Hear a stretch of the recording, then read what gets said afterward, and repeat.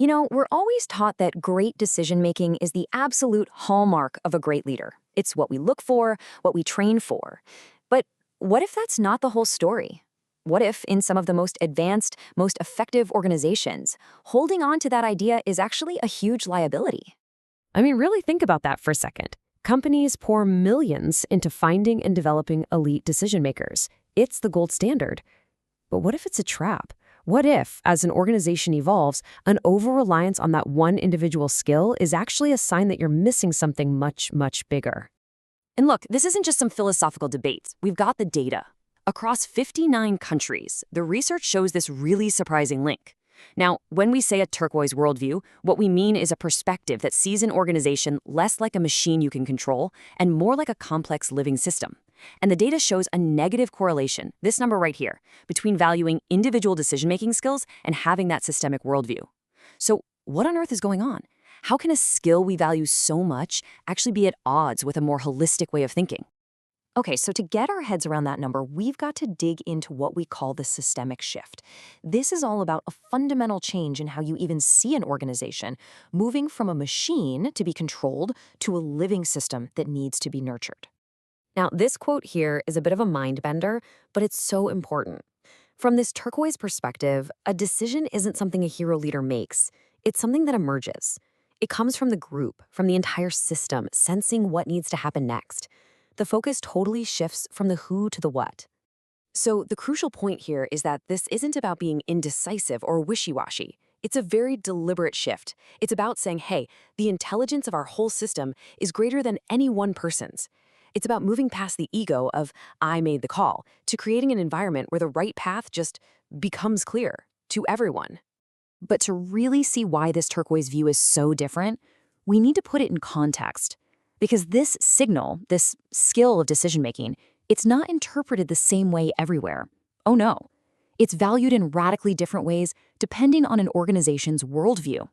And wow, this table just lays it all out, doesn't it? I mean, look at this. In a red stage, decision-making is a sign of raw power. It's a positive thing. Then you get to the orange stage, which is the engine of most modern business, and that positive link gets even stronger. It's seen as the key to efficiency, to getting stuff done. And then you get to turquoise, and the whole thing flips on its head. It's a negative. The exact same skill goes from being a strength to a super strength to a potential blind spot. So what's really going on here? Well, they're basically measuring two completely different things. Red and orange are asking, is this person a competent individual who can get results? It's all about individual heroics. Turquoise, on the other hand, is asking a totally different question. Does this person's presence improve the overall health and intelligence of our system? It's a massive shift from individual skill to systemic contribution. Okay, but we have to be critical here. We have to ask the tough question. Is this move away from individual decision-making some enlightened form of wisdom, or is it just a recipe for disaster? Because there is a powerful counter-argument that this isn't enlightened at all. It's a dangerous kind of dysfunction. First up, and this is the most obvious risk, is just plain paralysis.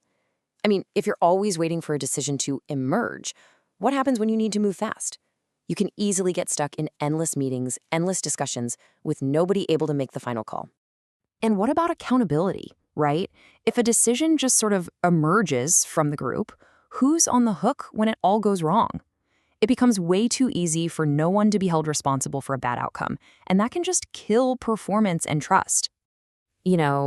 This can also be a really convenient way for leaders to just abdicate their responsibility. Instead of making a tough, necessary call that might be unpopular, they can just punt it to the collective. It's a way to avoid the hard parts of leadership while trying to sound more evolved.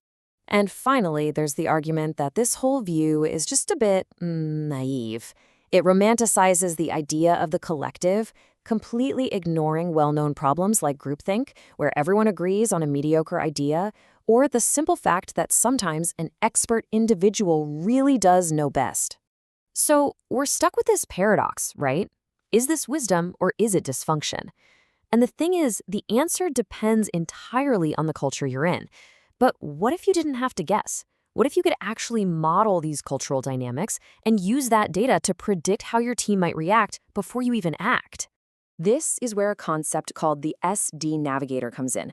Now, I know it looks complicated, but the idea behind it is actually pretty simple.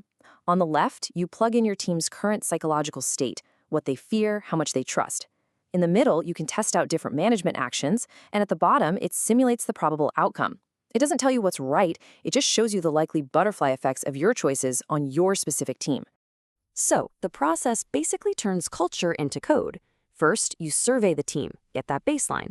Then, you profile their cultural DNA. Are they more red, orange, turquoise? After that, you decide what you actually care about. Is it pure profit, or does team well-being matter too? With all that in place, you can run simulations and see the probable butterfly effects of your actions.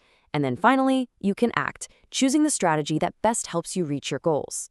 So think about that journey. We started with one single, really puzzling statistic, that negative number, and we've traveled all the way to a practical tool that could help leaders navigate these incredibly complex cultural waters using actual data.